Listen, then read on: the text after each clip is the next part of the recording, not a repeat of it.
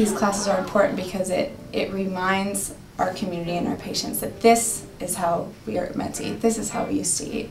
It tastes great and it doesn't come out of a plastic wrapping, and we made it ourselves. So I think it's just important to highlight that tradition of the Native history.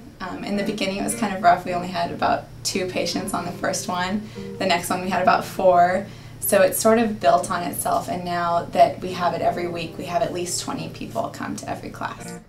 So we often say, you know, eat less salt, eat less fat, but we're not showing them what to do.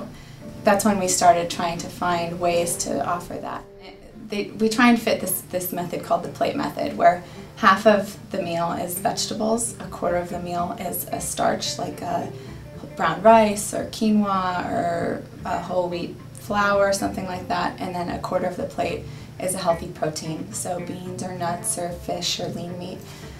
So the meals we've made can be any number of things, but they usually meet those qualifications.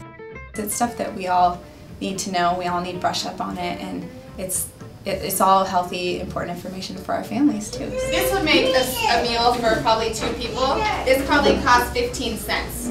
You know, grain is very cheap, so that's why when you cook with whole grains, it's a really economic way to cook healthy, because you can buy a whole bin of whole grains and not have to spend that much money.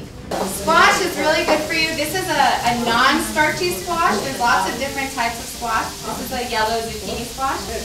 But a lot of squash, you know, like butternut squash or acorn squash, they're very healthy, but they are pretty high in starch. So if you have diabetes, you have to be a little careful. Health isn't something that you just go to sleep and you wake up one day and you're healthy. It's a journey, it's a process, and none of us are there yet. And so each time we offer a class, each time you go to a class, each time you take something you learn from the class home, you're taking an additional step. So I just hope that this class is one of those steps that patients can come and be a little healthier. If they make a recipe at home, they've taken another step.